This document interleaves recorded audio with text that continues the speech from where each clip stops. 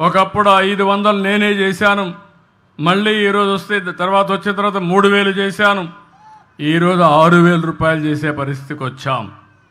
ఎవరైనా కిడ్నీ పేషెంట్లు కానీ లేకపోతే కొంతమంది లెప్రసీ పేషెంట్లు ఉంటే వాళ్ళకు 10,000 ఇస్తున్నాం. బెడ్కి పరిమితమైనటువంటి వ్యక్తులకి కుటుంబ సభ్యుల్ని కొంతవరకు ఆదుకోవాలని 15,000 రూపాయలు ఇస్తున్నాం. మీరు చరిత్రలో ఎప్పుడన్నా ఎవ్వరు ఈ మారిగా ఇచ్చింది లేదు. మానవతా దృక్పథంతో పనిచేసే ప్రభుత్వం ఈ ఎన్డీఏ ప్రభుత్వం అని చెప్పి మరొక్కసారి మీ అందరికీ విజ్ఞప్తి చేస్తున్నా. అదే సమయంలో మీరు ఒకసారి ఆలోచిస్తే 33,000 కోట్ల రూపాయలు డీబీటీ ద్వారా నెలవారీగా మీకు డబ్బులు పంపిస్తున్నా. ఇవి కాకుండా అన్నా క్యాంటీన్ ఉంది, ఇది కాకుండా రేపే డిఎస్సి పెడుతున్నాం, ఇవి కాకుండా ఎస్సీలకు ఎస్టీలకు బీసీలకు మైనారిటీ సోదరులకి అనేక కార్యక్రమాలని లోన్స్ ఇవ్వడం, స్వయం ఉపాధి కల్పించడం అనేక కార్యక్రమాలు చేస్తున్నాం. దీపం 2 ఇచ్చాం. రేపు మే నెలలో మళ్ళీ అందరికీ చెప్తున్నా, తల్లికి వందనం కింద ఎంతమంది పిల్లలుంటే అంతమంది పిల్లలకి ఇస్తాం.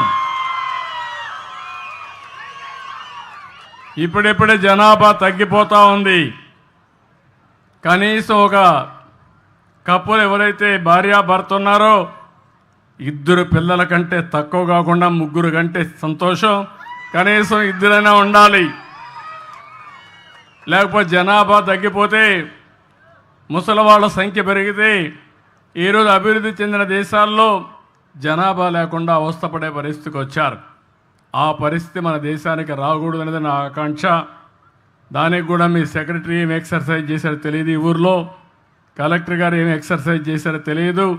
వీళ్ళు కూడా రీఓరియంట్ చేయాలి. వాళ్ళు కూడా అభివృద్ధి మాట్లాడుతున్నారు తప్ప భవిష్యత్తు గురించి ఆలోచించే పరిస్థితిలో లేరు. అదే సమయంలో అన్నదాత కింద రైతుకి ఇవ్వాల్సిన డబ్బులు కూడా 20,000 రూపాయలు ఇస్తా ఉన్నాం. కేంద్రం 6,000 రూపాయలు ఇస్తుంది. రాష్ట్ర ప్రభుత్వం 3 విడతల్లో 14,000 రూపాయలు ఇచ్చే బాధ్యత ఈ ప్రభుత్వానికి.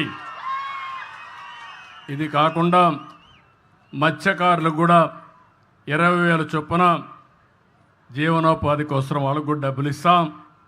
అయితే ఆర్థిక వ్యవస్థ చాలా ఇబ్బందికరంగా ఉంది. ఇంకా డబ్బులు లేవు. 10 లక్షల రూపాయలు అప్పు చేసి వెళ్ళిపోయారు. అప్పు ఇచ్చేవాళ్ళు కూడా కనపడడం లేదు.